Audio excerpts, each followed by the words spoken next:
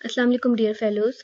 आज की वीडियो में हम पीपीएससी लेक्चरर एग्ज़ाम जो 2017 में हुआ था उसको डिस्कस करेंगे विद सॉल्यूशन। तो क्वेश्चन नंबर 1 पे देख चलते हैं। क्वेश्चन नंबर 1 है the statement that magnetic field lines form close loop is a direct consequence of. तो आपने बताना है कि इनमें से वो कौन सी ऑप्शन है।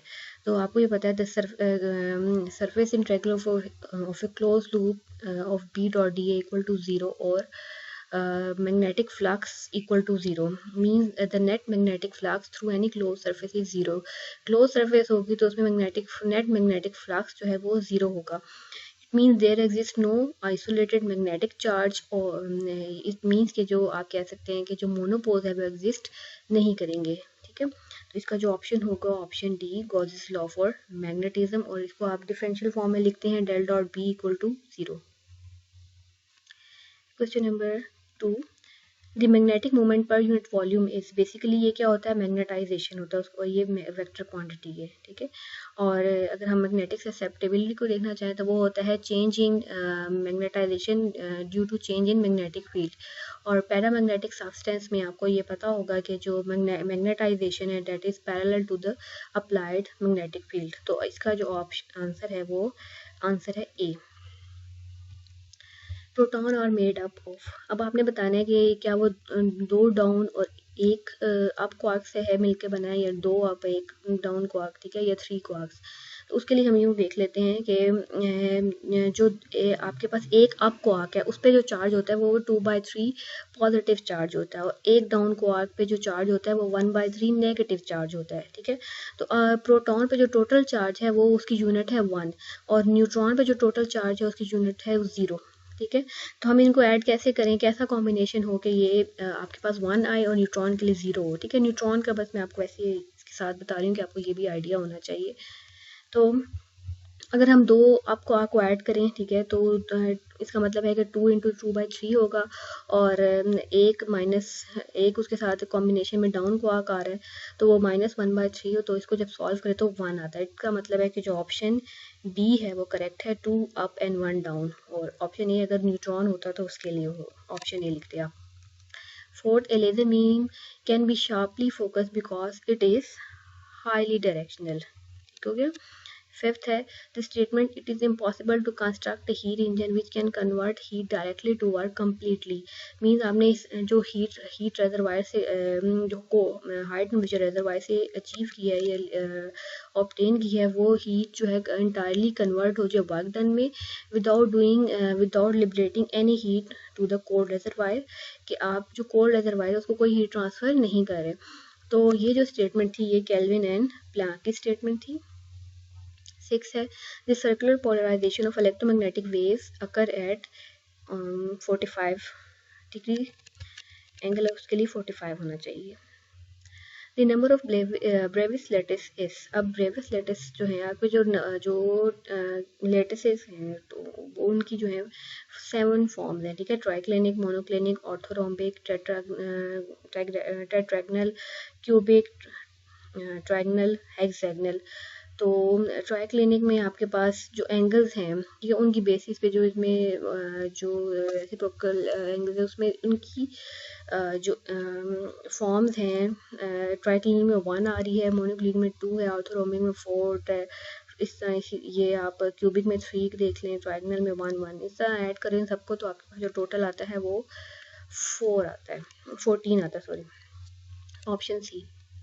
Why does nose start bleeding on high mountains? Basically जब आप हाई अल्टीट्यूड की बात करते हैं तो वहाँ पे एटमॉस्फेरिक प्रेशर जो होता है वो कम हो जाता है as compared to the pressure inside the body, जिस वजह से आपकी जो नोज ब्लीडिंग हो सकती है.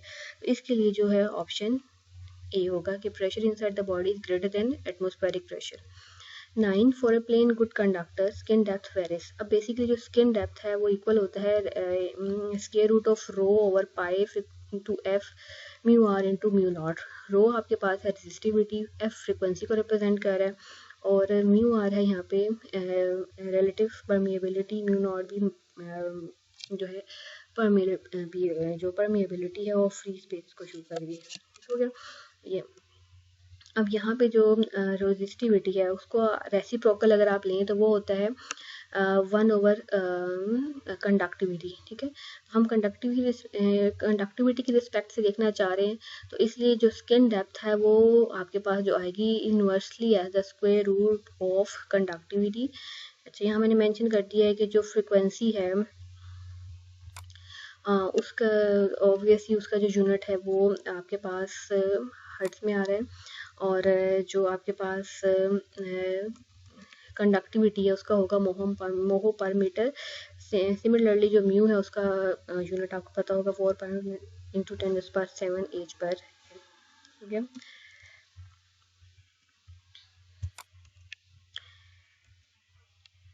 तो आंसर इसका है सी आंसर।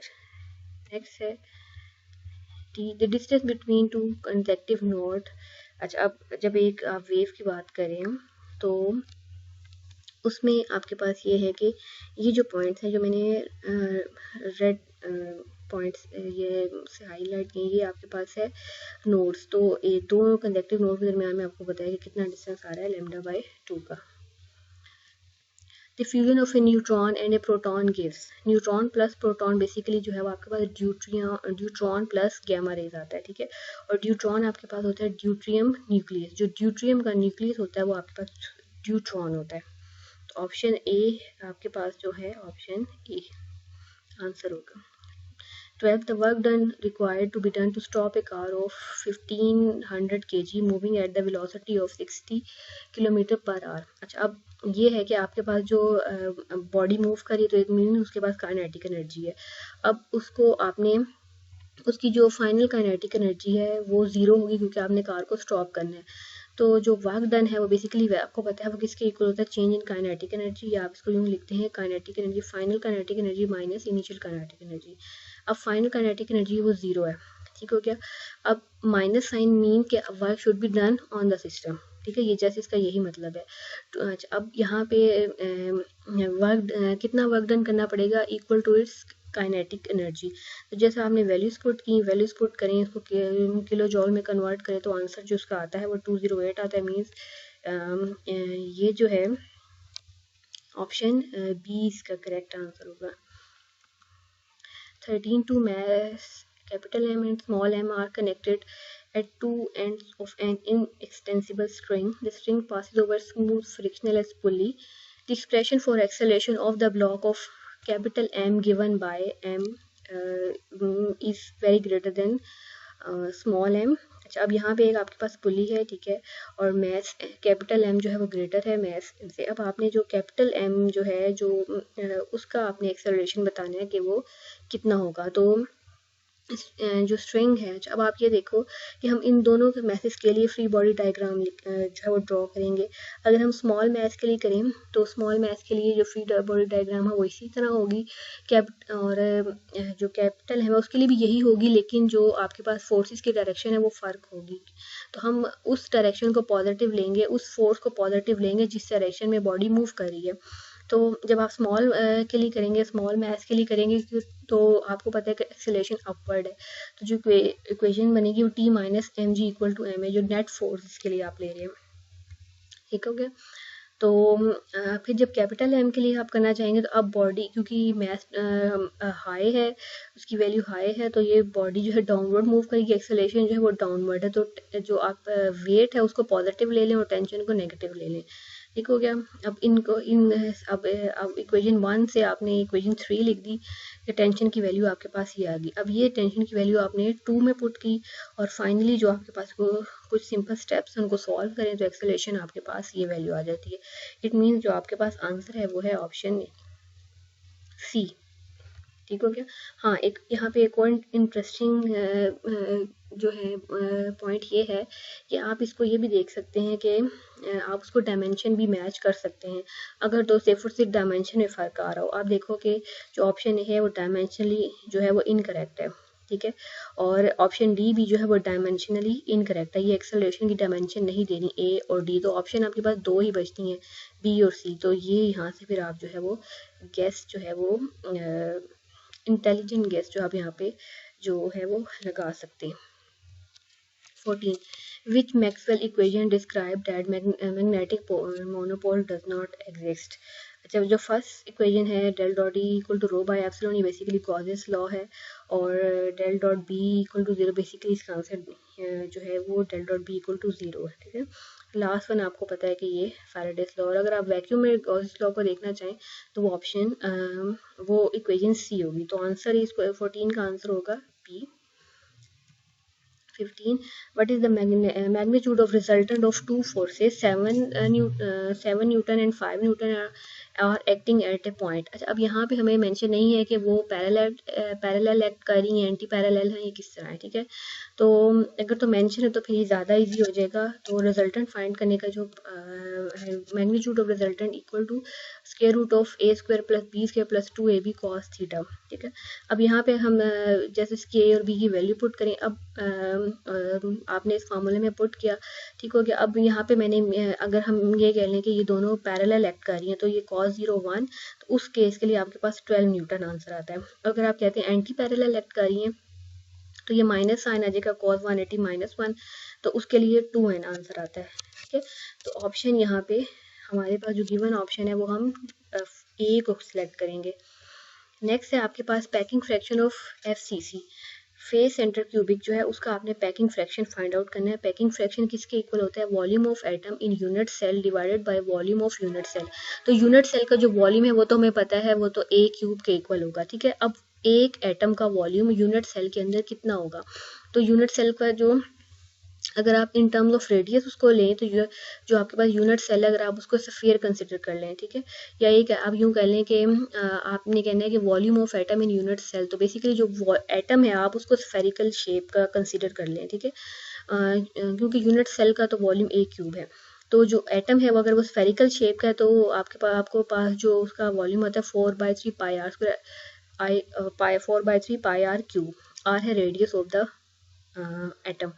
अब यहाँ पे चूंकि FCC में आपके पास जो टोटल नंबर ऑफ एटम्स है पर यूनिट सेल वो 4 आते हैं, ठीक है ना।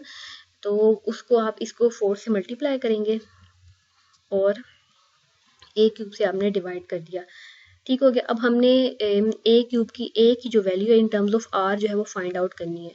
तो वो हम यहाँ पे ऐसे फाइंड आउट करते हैं। यहाँ पे आपके पास एक ट्रायंगल आ रही है, ठीक है, ये इसकी जो आपके पास लेंथ है वो ए है, इस साइड की भी लेंथ ए है। अब यहाँ पे जो आपके पास आ रहा है ये आपके पास 4r है, और इस 4r को आपने रिप्रेजेंट करना है इन टर्म्स ऑफ ए, ठीक है। तो वो जब आप इसको करते हैं, आप यहाँ पे हाइपोटेन्यूस थ्योरम अप्लाई करें, ठीक है, तो 4r basically a under root 2 के इक्वल होगा, ठीक है। सॉरी, वो पाइथागोरस थ्योरम जो है वो अप्लाई करेंगे आप, ठीक हो गया। तो वो जो है वो किसके इक्वल होगा? a equal to 4r over under root 2। तो यहाँ पे आप वैल्यू पुट कर दें इसकी, तो जो आंसर आएगा 0.74। इसी तरह आप BCC और FCC के लिए भी कर सकते हैं, ठीक हो गया। तो ये जो है आपके पास ये आपके पास FCC का तो आपने फाइंड आउट कर लिया, ठीक है। तो जो क्यूबिक सेल है आपके पास उसका पैकिंग फ्रैक्शन है 0.52, और जो BCC होता है उसका आपके पास पैकिंग फ्रैक्शन होता है 0.68, FCC का है 0.74, ठीक है। तो आंसर है 0.74, option C. Which light would produce more resolution? अच्छा, अब resolution बेसिकली क्या है? Ability to separate adjacent images। अब रिजॉल्विंग पावर जो है वो प्रोपोर्शनल होती है 1/λ, 1/वेवलेंथ वेवलेंथ के इन्वर्सली प्रोपोर्शनल है। अब जिस लाइट की वेवलेंथ कम होगी उसकी रिजॉल्विंग पावर ज़्यादा होगी। तो हम यहाँ पे आप देख लें कि रेड और ब्लू वन है, उसको कंपेयर किया हुआ है। तो wavelength of red light is greater then the wavelength of blue light, so the resolving power of blue light is greater then resolving power of red. तो किसकी रेजोल्यूशन ज़्यादा होगी? ब्लू लाइट की रेजोल्यूशन ज़्यादा होगी, ठीक है, option B. Amount of work done by a force when a body moves in a circular path. अच्छा, अब आपको ये पता है जब बॉडी सर्कुलर पाथ में मूव कर रही है तो इट रिक्वायर्स सेंटीमीटर फोर्स, और सेंटीमीटर जो आपके पास सेंटीमीटर फोर्स है that at along the radius, ठीक हो गया। और जो सेंटीमीटर फोर्स है is perpendicular to the motion of the body. तो जब आप वर्क डन का फार्मूला पुट करें तो वो वर्क डन 0 आता है। तो इट मीन्स सेंटीमीटर फोर्स जो है वो कोई वर्क डन नहीं करती अगर सर्कुलर पाथ में बॉडी मूव कर रही है, ठीक हो गया। उसका आंसर होगा 0। 19 एक्सक्लूसिव और गेट इज कॉम्बिनेशन ऑफ, तो हम इसका जो लॉजिक ऑपरेशन है वो लिख लेते हैं, वो होता है A dot B plus A dot B. ठीक है, अब हाँ जो बी है यहाँ पे इन्वर्ट उसको आप इन्वर्ट करके अप्लाई करेंगे और यहाँ पे ए जो है इन्वर्ट करके अप्लाई हो रहा है। ठीक हो गया। अच्छा, अब मीन इसमें आप देखिए कौन कौन सा गेट यूज हो रहा है। डॉट आ रहा है तो एंड गेट यूज हो रहा है, प्लस आ रहा है तो इसमें इट मीन्स कि ये यहाँ पे और गेट अप्लाई हो रहा है, और एक जो गेट अप्लाई हो रहा है वो नॉट गेट अप्लाई हो रहा है। ठीक है, तो किसका कॉम्बिनेशन होगा, और एंड और नॉट का। ठीक हो गया। या फिर आप यूँ भी कह सकते हैं कि नॉर जो है वो इसमें अप्लाई हो रहा है। ठीक है, ऑप्शन जो होगा वो सी।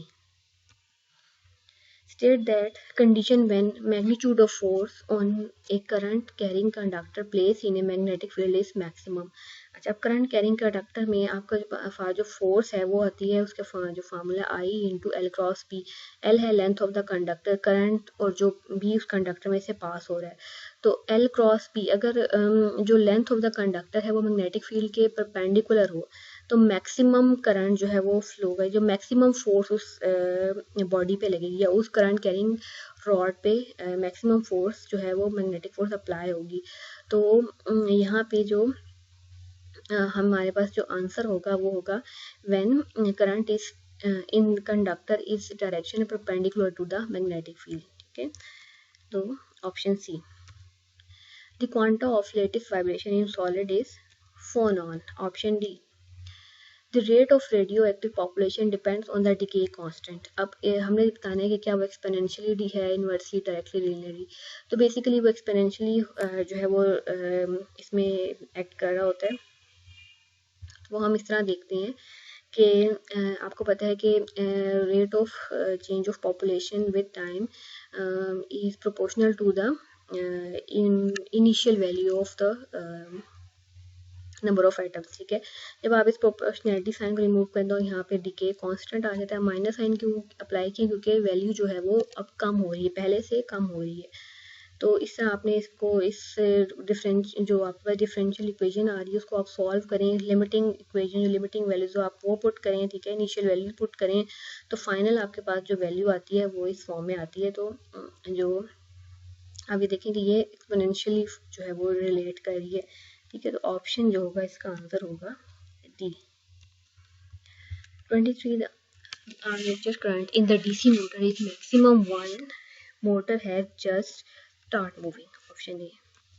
24 water pipes in colder countries often burst in winter। अच्छा, अब वहाँ पे ऐसा क्यों होता है कि वहाँ पे जाहिर है जब वाटर वहाँ पे फ्रीज होगा तो उसमें प्रेशर जो है वो हाई हो जाएगा। ठीक है, तो इस वजह से जो है वो वाटर पाइप जो है वो बर्स्ट कर सकते हैं। इसको हम ये भी देख सकते हैं, water pipe burst because the water inside expand as it gets closer to freezing and this cause an increase in pressure inside the pipe. When the pressure gets too high for the pipe to contain, it ruptures। 25th analog of mass in rotational motion is moment of inertia। Which one is not part of nuclear reactor? क्या वो moderator है, coolant है, control rod, accelerator, nuclear fuel. अब ये सब जो है इसमें प्रेजेंट होती हैं। ठीक है, मॉडरेटर हम किसको एज ए मॉडरेटर हम कार्बन या ग्रेफाइट मॉडरेटर के तौर पे यूज़ कर सकते हैं। कूलेंट जो है हम वाटर या हैवी वाटर, कार्बन डाइऑक्साइड और हीलियम गैस, उसको कूलेंट के तौर पे यूज़ कर सकते हैं। कंट्रोल रॉड जो है वो कैडमियम या बोरॉन्स की हो सकती हैं, और न्यूक्लियर फ्यूल जो है वो एनरिच यूरेनियम जिसको आप U-235 भी कहते हैं, ये फ्यूल होता है। ठीक है, इसलिए यहाँ पे एक्सेलरेटर जो है वो एक्स्ट्रा क्वांटिटी है। 27 zeroth law of thermodynamics is related to. अच्छा, अब यहाँ पे बेसिकली वो थर्मल इक्विलिब्रियम से भी रिलेट कर सकता है और टेम्परेचर से भी। तो केमिकल इक्विलिब्रियम जो है यहाँ पे ऑप्शन नहीं हो सकती, तो option B temperature. Basically zeroth law जो है वो है टेम्परेचर से रिलेटेड, फर्स्ट लॉ है वो एनर्जी से रिलेटेड, और सेकंड लॉ जो है वो एंट्रोपी से रिलेटेड होगा। 28 in young double slit experiment, the distance between the slits and the screen is double.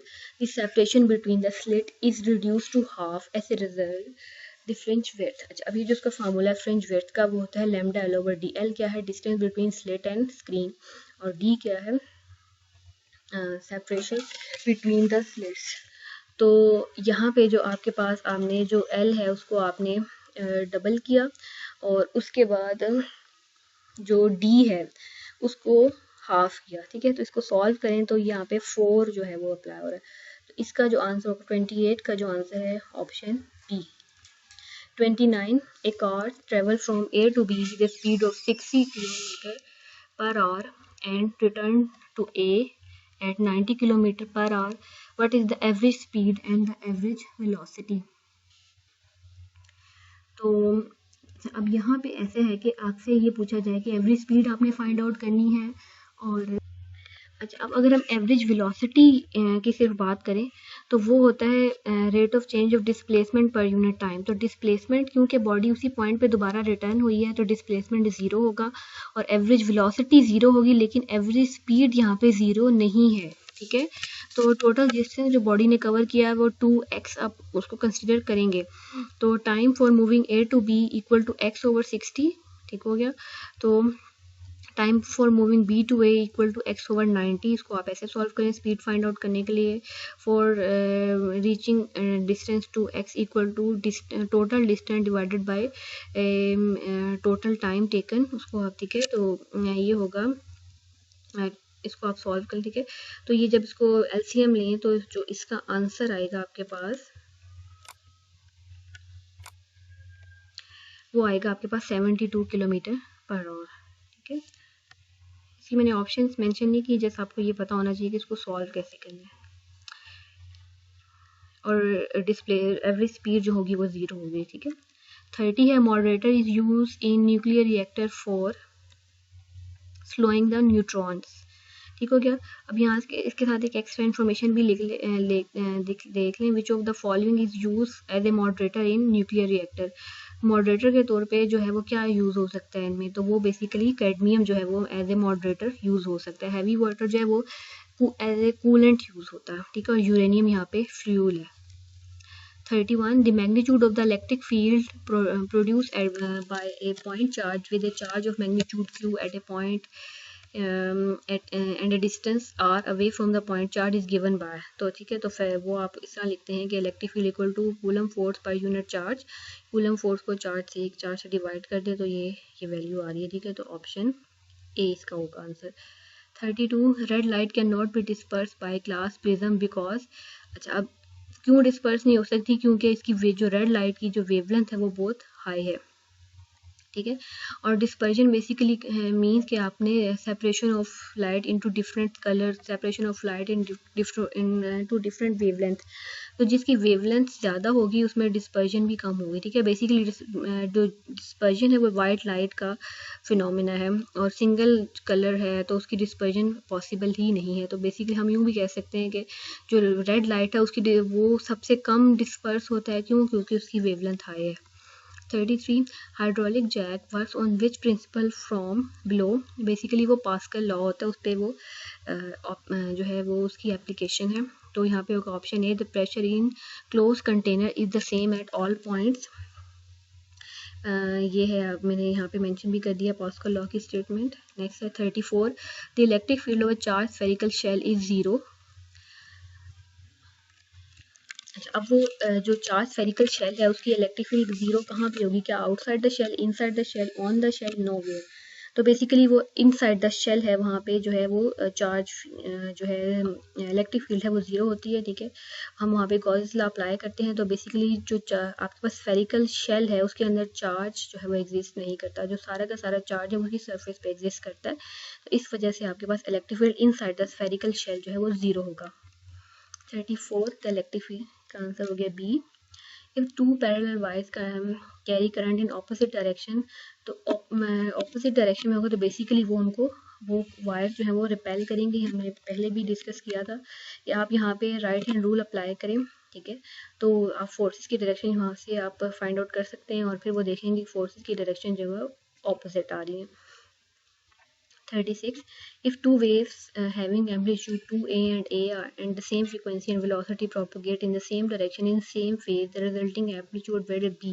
अच्छा, इसका जो फार्मूला है अब उसको वैसे ही फाइंड करते हैं जैसे आप रिजल्टेंट वेव जो रिजल्टेंट फाइंड वेक्टर्स का रिजल्टेंट फाइंड आउट करने के लिए करते हैं, ठीक है। तो जब फेज आपके पास सेम है तो फेज डिफरेंस 0 हो गया, तो फाई की cos फाई जो है वो 1 हो जाएगा। इस तरह आप इसको पुट करें तो ये 9 आएगा, यहाँ पे भी 2 होगा, ठीक है। तो ये आंसर जो होगा वो 3A होगा इसका answer. Newton's law of gravitation resembles to Coulomb's law of electric forces. A change in momentum में रिजल्ट फ्रॉम, अच्छा अब जो मोमेंटम में चेंज आ रहा है बेसिकली वो किस वजह से हो रहा है। अच्छा, आपको पता है कि चेंज मोमेंटम जो है वो इसके मोमेंटम का फार्मूला है, तो मैंने ये लिख दिया, ठीक है। एक होता है rate of change of momentum equal to force, means के जो चेंज मोमेंटम में जो चेंज है वो फोर्स के चेंज होने से भी आ सकता है। तो एक्सेलरेशन, इम्पल्स, जो है ये सब जो है मोमेंटम चेंज का बाइस बन सकती है, ठीक है। तो ये मैंने यहाँ पे जो आप इम्पल्स है उसका फार्मूला भी मेंशन कर दिया है, ठीक है। तो इसमें जो आंसर होगा all of the above. When orientation of dipoles repel and anti-parallel dipoles parallel and anti-parallel to magnetic field is distributed unequally, then the material is, अच्छा अब जब आपके पास ये unequally distributed है तो बेसिकली वहाँ पे वो फेरी मैग्नेट होगा, ठीक है। अच्छा, the number of significant figure is, इसको हम अगर हम इस तरह इस नोटेशन में साइंटिफिक नोटेशन में लिखें तो आप देखें कि ये number of significant figure is 4। Tangential acceleration is equal to the radius of rotation times angular acceleration. Magnetism is due to motion of electron as spin on their axis and move around the nucleus. ये spin और spin की वजह से भी होता है और आपके पास जो वो न्यूक्लियस के अराउंड मूव करें दोनों की वजह से होता है, ठीक है। तो ऑप्शन सी होगा। If m is mass of earth and r is radius, the ratio of gravitational acceleration and the gravitational constant is, यहाँ पे हमने ये किया कि ग्रेविटेशनल फोर्स जो है उसको आपने कंपेयर करें वेट के साथ, यहाँ से आपके पास g की वैल्यू आ जाती है, ठीक है। इन दोनों का रेशियो लें तो वो आपके पास m/r² आता है, option D. 44. An electron is trapped in one-dimensional infinite potential well of length 2L. Calculate the probability of finding the electron somewhere in the region between 0 to 2L. अच्छा, अब इसको मैंने यहाँ पे सॉल्व करके दिखाया है कि आप वो जो वेव फंक्शन है पोटेंशियल वेल के लिए आप ये फार्मूला लेते हैं, प्रोबेबिलिटी आपने फाइंड आउट करनी है 0 to L, तो वो होगा mod Sai mod square Sai, ठीक है क्या। तो यहाँ पे ये साइन स्क्वायर के साथ आ जाएगा, ठीक है। इसको सॉल्व करें और फिर साइन स्क्वायर का फार्मूला होता है 1 माइनस कॉस 2x/2 हो गया। तो वो फिर आप इसमें पुट करें, जस्ट सिंपल स्टेप्स हैं, कुछ इस तरह का फार्मूला आता है, ठीक है। इससे रिलेटेड क्वेश्चन जो है वो आ सकता है कोई भी, तो जैसे आपको सॉल्व करना आना चाहिए। Electromagnetic waves do not carry, अब इलेक्ट्रोमैग्नेटिक वेव्स एनर्जी भी कैरी करती है, मोमेंटम भी कैरी करती हैं, तो क्या कैरी नहीं करती, charge. Photodiode is used in reverse bias. When photodiode is reverse bias, the width of depletion region increases as compared to the forward bias and small reverse current flows through the diode, ठीक हो गया। जब आपके पास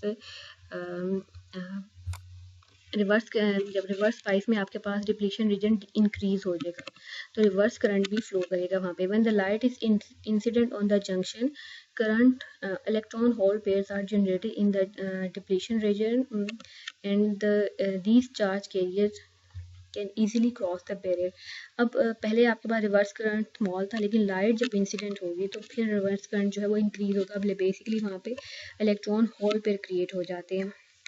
We can say that reverse bias diode changes the incident light to current more significantly due to broad depletion region. Photocurrent is significant in reverse bias as compared to the forward bias. Which of the following cannot be polarized?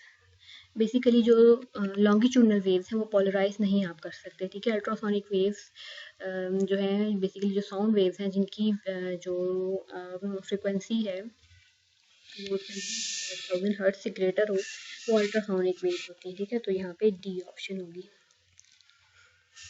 ऐसा unit of R in ideal gas laws को आप ऐसे find out करें, ठीक है। तो option होगा B joule पर केल्विन पर मोल। बेसिकली जो पी वी है इसकी इस प्रोडक्ट की यूनिट होगी वो जूल होगी, क्योंकि ये एनर्जी से रिलेट कर रहा है। Which is radiation detector the most efficient. अच्छा, आपने बताना है which radiation detector is most efficient. तो यहाँ पे जो सॉलिड स्टेट डिटेक्टर है वो मोस्ट एफिशिएंट है। A lens is used to correct nearsightedness। Near को मायोपिया भी आप कहते हैं, ठीक है। तो यहाँ पे जो लेंस यूज होता है वो कनकेव लेंस या डाइवर्जिंग लेंस यूज होता है, ठीक है। नियर साइटनेस या शॉर्ट साइटनेस वो होता है कि जिन लोगों को ऐसी जो करीब की चीज़ें हैं वो ठीक नज़र आती हैं, जो दूर की चीज़ें हैं वो ब्लर नज़र आती हैं, ठीक है। तो वो उसको आप नियर साइटनेस या मायोपिया कहते हैं।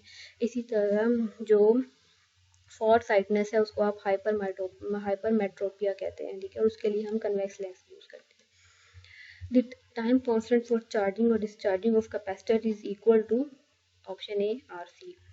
Tuning fork send sound waves in air if the temperature of air increases which one of the following parameter will change. अच्छा, अब यहाँ पे टेम्परेचर चेंज होने से बताना है आपने कि कौन सी क्वांटिटी जो है वो चेंज होगी।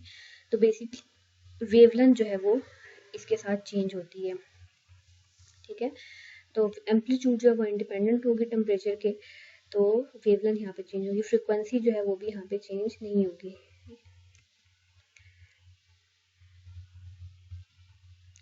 पार्टिकल हैविंग मास इक्वल और greater than that of a proton and half integer spins are called as baryons. और अगर आप इन यहाँ पे अनस्टेबल पार्टिकल्स की बात करते हैं तो यहाँ पे ऑप्शन आप हाइप्रॉन्स जो है उसको लेते हैं। An electron moving towards the north enters a magnetic field directed towards the north. The force on the electron will be directed। अच्छा, अब इसका फार्मूला तो आपको ये पता है, F equal to Q V cross B. अगर V और B सेम डायरेक्शन में है तो ये क्रॉस प्रोडक्ट जो है वो जीरो होगी, इक्वल आएगी, ठीक है। तो आंसर होगा D.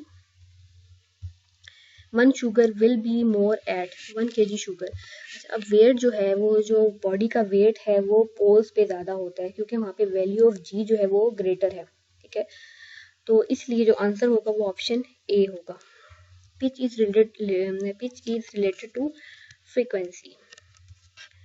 A charged particle is moving with velocity v in a uniform magnetic field B if the velocity of charge is doubled and what will be the strength of magnetic force। तो जाहिर है इसका formula है, ठीक है। आप इसको v को डबल करें तो ऑब्वियसली जो फोर्स है वो भी डबल हो जाएगी।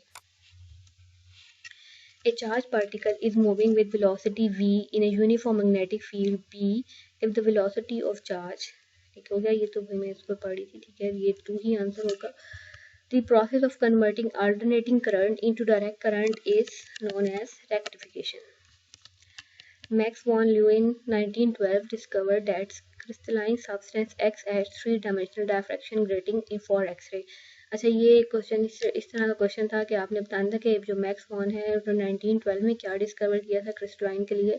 तो बेसिकली उसने कहा था कि जो 3 डायमेंशनल डायवर्शन ग्रेटिंग उसने डिस्कवर किए थे फॉर एक्स रेज के जो क्रिस्टलाइन सब्सटेंस हैं वो एक्स रेज के लिए 3D डायफ्रैक्शन ग्रेटिंग के तौर पे यूज़ हो सकते हैं।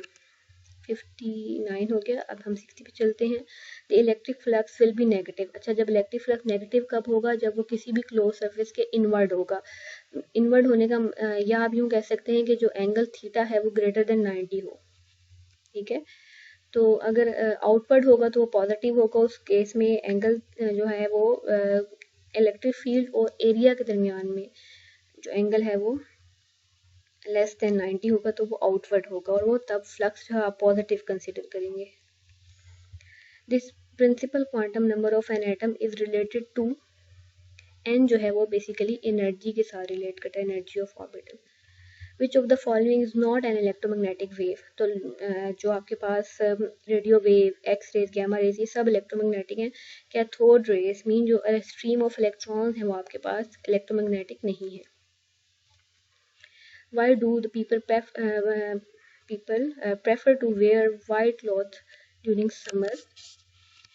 तो बेसिकली वो इसलिए होता है के वाइट क्लॉथ जो है वो लाइट को रिफ्लेक्ट करते हैं और जो हीट है उसको एब्जॉर्ब नहीं करते, ठीक है। 64 twinkling of star is due to all due to refraction of light. Basically इसमें लाइट का रिफ्रैक्शन जो है वो इस वजह से होता है, ठीक है। तो रिफ्रैक्शन का फिनोमेना हो रहा है यहाँ पे, not reflection. 65 a conductor behave as a super conductor above critical temperature. Which of the following property make difference between progressive and stationary waves? तो basically उनकी जो energy है वो उनके दरमियान में एक difference है, option C। 67 in n-type semiconductor on increasing temperature Fermi levels shifted towards conduction band. At a certain temperature an antiferromagnetic material become paramagnetic, which what is the temperature called? अच्छा, अब antiferromagnetic material जो है paramagnetic में convert हो रहा है, तो यहाँ पे उस टेम्परेचर को हम कहते हैं नील temperature. 69 a body of mass m moves with velocity v and collides elastically with another body of mass 2m at rest, then the velocity of body of small m is। अच्छा, अब यहाँ पे आपने ये बताना है, एक मैस जो है वो इनिशियली मूव कर रहा है और दूसरा मैस जो है वो बॉडी जो है जिसका मैस जो है डबल है उससे वो रेस्ट पे है, तो वो फर्स्ट मैस उससे आके क्लाइड करे इलास्टिकली, तो आपने स्पीड उसकी फाइंड आउट करनी है। तो जो आपके पास सेकंड बॉडी है उसकी स्पीड आपने फाइंड करनी है, ठीक है। तो वो फार्मूला हमने पुट किया, यहाँ पे ये टर्म ज़ीरो हो जाएगी क्योंकि इनिशियल जो आपके पास सेकंड बॉडी की इनिशियल वेलोसिटी है वो ज़ीरो है। इसको सॉल्व करें तो वो आता है 2/3। 70 a body of mass m moving with a constant velocity hits another body of mass m moving with velocity v/2 but in opposite direction and stick to it. The velocity of compound body after collision is। अब यहाँ पे inelastic collision है, ठीक है। हम momentum को compare करेंगे, inelastic collision भी हो तो मोमेंटम जो है वो कंजर्व होगा। उसके लिए हम ये करते हैं कि P initial equal to P final. अब यहाँ पे एक बॉडी जो है वो ऑपोजिट मूव करी तो इसलिए यहाँ पे माइनस साइन आ गया, ठीक हो गया। तो यहाँ पे जब वो स्टिक कर रही है तो दोनों का मैथ हम ऐड कर देंगे, दोनों का मैथ सेम है तो उसको 2mv हो गया, ठीक हो गया। उसको सॉल्व करें तो v जो आपके पास v/4 आ रहा है, तो ऑप्शन सी जो है वो उसमें करेक्ट होगी। The skin depth of conducting wire of direct current. अब स्किन डेप्थ जो है वो इन्वर्सली रिलेटेड है स्क्वायर रूट ऑफ फ्रीक्वेंसी के, ठीक हो गया। अब डीसी करंट की हम कह रहे हैं कि स्किन डेप्थ कितनी होगी, तो डीसी के लिए जो फ्रीक्वेंसी है वो 0 होगी, ठीक है। एसी के लिए तो हम ये फार्मूला ले सकते हैं लेकिन डीसी के लिए फ्रीक्वेंसी 0 है, तो इट मीन्स कि skin depth for DC current will be infinite, कि आपके पास जो कंडक्टिंग वायर है या उसमें से जो डीसी करंट अगर आपने पास कराना है तो कोई भी आपके पास ये कंडक्टिंग मटेरियल है तो डीसी करंट जो है वो इन्फिनिट एक्सटेंट तक उसमें ट्रेवल कर सकता है। एसी करंट जो है उसमें अटेन्युएशन प्रोड्यूस होगी। The critical temperature for superconductor is the temperature at which the electrical resistivity of the metal drop to 0. Attenuation factor is maximum when communication occurs through conductors. Basically जो attenuation का factor वो conductors में होगा, insulator के case में attenuation नहीं होती।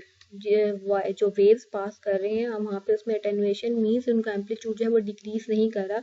Attenuation क्या है कि अटेन्युएशन ये है कि वो लेंथ जिस पे आपके पास वेव का जो एम्पलीट्यूड है 37% कम हो जाए पहले एम्पलीट्यूड से, उसको हम अटेन्युएशन कहते हैं, ठीक है। बेसिकली जो एम्पलीट्यूड में जो कमी आ रही है कि जो एम्पलीट्यूड जो है वो बाय द टाइम वो रिड्यूस होता जा रहा है, ठीक है। तो इस तरह वेव जो है फाइनली जो वो डाई आउट हो जाएंगी, तो उस फैक्टर को हम या उस प्रोसेस को हम कहते हैं अटेन्युएशन, ठीक है। तो ये कंडक्टर्स में ये फिनोमेना होता है लेकिन नॉन कंडक्टर्स में अटेन्युएशन नहीं होगी। लास्ट है 74 the Fermi direct distribution applies to fermions, ठीक है। तो फर्मियंस कौन कौन से आप होते हैं आपके पास, इलेक्ट्रॉन, प्रोटॉन, न्यूट्रॉन और हीलियम आइसोटोप हीलियम 3 जो है, ठीक है। इसी तरह जो हीलियम गैस है आपके पास वो आपके पास जो है वो बोसॉन होगी। Which of the following set of quantum number is not permitted। अच्छा, अब यहाँ पे आपने ये देखना है कि यहाँ पे पहले तो आप ये देख लें कि n सब में सेम है, तो इसमें इसका मतलब है कि n की वैल्यू पे यहाँ पे डिपेंड नहीं कर रही, l और m की वैल्यू चेंज हो रही, s भी सेम है, ठीक है। तो हम l और m को कंसिडर करेंगे कि वो देखते हैं कि उन कौन सा वैल्यू जो है एक्सेप्टेबल है और कौन सी एक्सेप्टेबल यहाँ पे नहीं आएगी, ओके। अच्छा, अब यहाँ पे देखें कि जो l होता है, जो l की बेसिकली वो it should be greater than m। यहाँ पे आप ये देखो कि l इक्वल टू 1 है बट m इक्वल टू 2 आ रहा है, तो ये पॉसिबिलिटी यहाँ पे एक तो आप ये कह सकते हैं कि एक तो ये रीज़न होगी कि ये यहाँ पे ये एग्जिस्ट नहीं कर रहा। बाकी आप देखें कि ये इक्वल हो सकता है, ठीक हो गया, इसे लेस होना चाहिए, वो भी हो सकता है। अब यहाँ पे हम देखते हैं, इसको रिवाइज करें इस कॉन्सेप्ट को कि जो m है बेसिकली m की कितनी वैल्यूज होनी चाहिए, वो होती हैं आप उसको कैलकुलेट करते हैं 2l+1 पे। अगर l 1 होगा 2 इंटू 1 2 + 1 3, तो m की l1 के लिए m की 3 वैल्यूज होनी चाहिए। वो कौन कौन सी, -1 0 और +1। और हम ये कैसे फाइंड आउट करते हैं m की वैल्यूज, जो उसकी रेंज होती है -l2 + l, ठीक है। तो m should be less than l। अगर l2 हो तो उसके लिए आपके पास जो m की वैल्यूज हैं वो 5 आती है, ठीक है। -2 -1 0 +1 +2। तो इस क्वेश्चन के लिए, पर्टिकुलर क्वेश्चन के लिए ऑप्शन ए जो है हम इसको सिलेक्ट करेंगे, क्योंकि ये पॉसिबल नहीं है, क्योंकि l की वैल्यू 1 है लेकिन m की वैल्यू यहाँ पे 2 लिखी हुई है जो ग्रेटर देन l है, और सिलेक्शन रूल के अकॉर्डिंग ऐसा पॉसिबल नहीं है,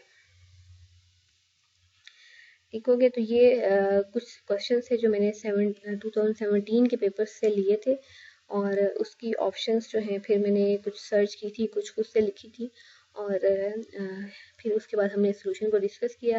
आई होप आपको ये सोल्यूशन जो है वो समझ आ गया होगा, ठीक है। अगर आपकी कोई क्वेरीज हो तो आप जो कमेंट बॉक्स है उसमें आप पूछ सकते हैं, ओके। अल्लाह हाफिज़, थैंक यू सो मच।